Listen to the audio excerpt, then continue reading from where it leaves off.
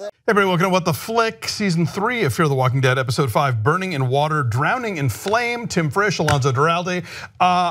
This is a really solid episode. Yeah, I think a lot of Fear the Walking Dead before has been plagued with sort of pacing issues and not being able to juggle multiple storylines at once. I think this one did a really good job of showing us a bunch of vignettes without ever making me bored of one or not understanding another. Yeah, and I think it operates in a sense of, it's not merely like, oh, we got to catch up with all these people and what are they doing? There was this real sense of that somebody had sat down and mapped out like, here's what's gonna happen in this episode and here's how we're gonna parallel these actions and they're gonna all feed into each other. So, I mean, I'm not exactly sure how I would fit the Strand parts into this, but I think the three main segments of the Clark family and the Otto family interacting, I thought were really fascinating. You have like the patriarch of the Ottos really trying to kind of win over Nick. You have Madison being the very tough, lovey mom to Troy, and then you have Jake and Alicia, having their thing where he's sort of trying to convince her that life is more than just about survival. And so I was like, oh, okay, there's someone's at the helm here. I don't always get that feeling with this show. It made sense. Yes, the parallel storylines and the pairing off made sense in a lot of ways, so I was pleased. But I know I'm biased about Kim Dickens, but I just thought, between her like shutting that guy up by stabbing a walker in the head with the shock stick, to like the way she is totally like mind fucking Troy in the thick of it and like making him do what needs to be done. You got some mommy issues, and mommy's here to lay out a spanking right now. So. That was exciting to watch. And yeah, the opening segment was very genuinely terrifying and unsettling, both in terms of how it was structured in the sort of murder-suicide and how the husband, like in a way, almost sort of was ready for this day to happen. Like you could tell he had in the back of his mind, well, here's how it's gonna play out. But also the notion of like, well, they're not that safe behind the wall then, are they? Something somehow has, the virus has come through. For a moment before he picked up the gun, I was like, oh my God, has he been slow dancing with a walker for weeks now? And like he just took her teeth out and like that was fine. I was like, okay, good, this is a new development. I hadn't thought about that. if you take their teeth out, are you safe? Is that it? Dancing, a little light necking. They can't gum you it. There's no other way. I had really not thought about that. It really just all comes down to old lady. He all comes down to the bite, doesn't it? Wow. Okay, that's I think there should be like a dentist who's the survivor here, but just yanking them all out. Now, what was your read on Alicia's seduction of Jake?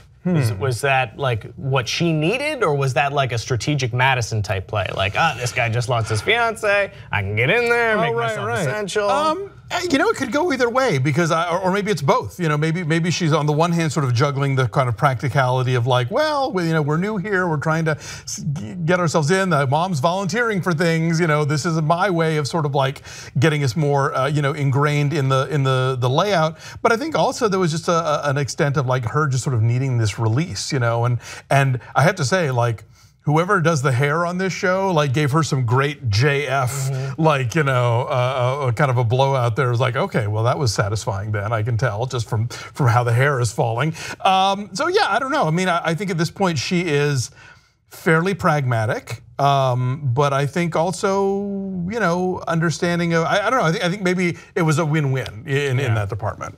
Because I thought she had found her place with the Bible study group, but then she was just like one hangover away from being like, art doesn't matter and I feel awful and everything's the worst. Well, I mean, it's interesting because like I think one thing that we see in a lot of apocalyptic scenarios is hedonism is a choice that some people pursue.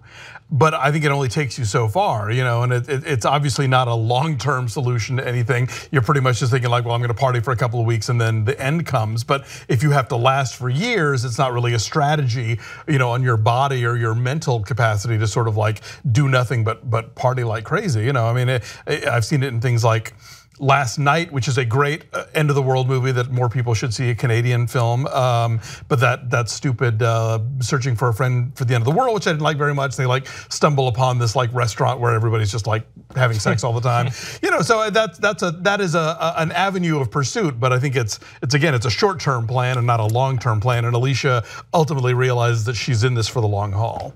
I regret nothing. So I know where I'd be, but you know. So we meet our adversaries' adversaries. Yes. The group of Native Americans that want their shit back. Yes. Taking it by force, and they've made an unfortunate enemy out of Madison, it seems. Yes, I mean, it's like on the one hand, you know, okay, I understand where this has been an ongoing conflict, and obviously, you know, this dates back as far back as, you know, the original European invaders / settlers, however you want to call them, and so, you know, obviously, this is the kind of situation you would take advantage of to like take some of yours back. But yeah, once you start shooting down a helicopter that has Madison's, you know, husband in it, then you've messed with the wrong person. So I think we talked about it last week, the internet theory that the Ottos are white supremacists. Yes. Flirts a little bit even closer to that line this week with Jeremiah's and Nick's conversation. Yeah, I mean, and he almost says like, no, it's not because she's not white, it's because she doesn't really want to be here. And it's like, on the one hand, well, you have a point, she doesn't want to be here, she's itching to get out. But on the other hand, that's not a no, you know. Like, oh, you don't like it here? Oh, there's the door, okay, bye-bye. Yeah, I mean, because is there anybody black in the entire encampment? I didn't notice. I don't seem to recall seeing any. Because I'm pretty new to this theory. I wasn't watching for it the whole time. Sure. So, but it strikes me as what we know about people who tend to join militias now and have like end times planning now. That seems to be a lot of white pursuit. I have seen black people on doomsday preppers, don't get me wrong. But in terms of like militias and teams and organized, you know, settlements and stuff, tends to be like, you know, white guys. I'm trying to remember who was delivering the line. Something that Jeremiah Otto had said to one of the sons is like, you can't trust the Mexicans and the Native Americans. They're gonna say give our land back. Oh, Jake, you're just telling that to Alicia, right, that's what it was. Yeah, no, that was the other sort of tip of like, oh, okay, so this is perhaps a thing that is going on. Maybe a systemic problem that we're just sort of chipping away at the iceberg. Yeah, you know, and obviously that would have made things a lot more complicated if Travis had lived, you know. I mean, I'm sure. Or Lucy had stayed. For that matter, yeah. So that was a convenient out for that decision for Nick. This is true, yeah. But you know, Nick is not always necessarily. He to me. He is not driving plot right now. He's not. No, I think he has a tendency to be buffeted about by what's happening around him. I mean, every so often he will have his own agency, but I think for the most part he kind of lets things occur and sort of then rides with whatever happens next. But I don't want to be here. Well, here's a house. I don't like guns. Well, here's a gun.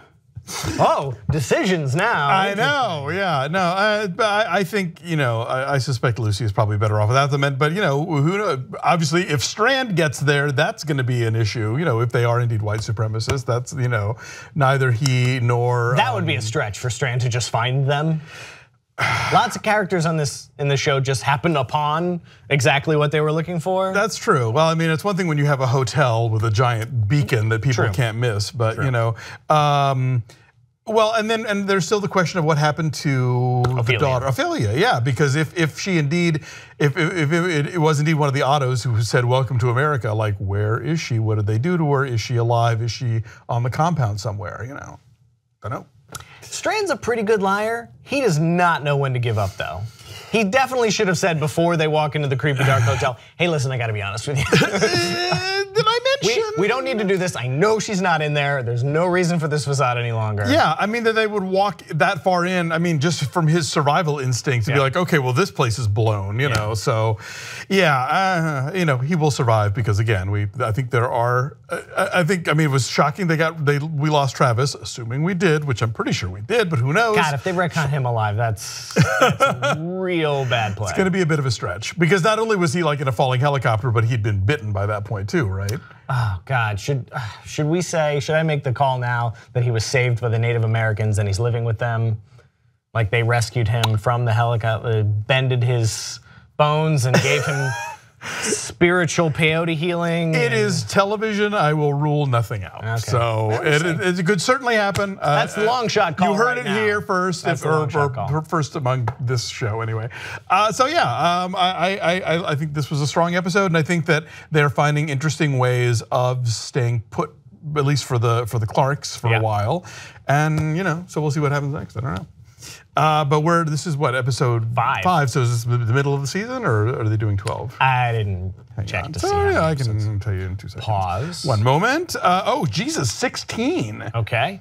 Whoa, so we're not even close to the middle yet. No, there is a ton of Fear the Walking Dead left. Okay, well. We got ground to cover. And we'll be here for it, so come back and see us.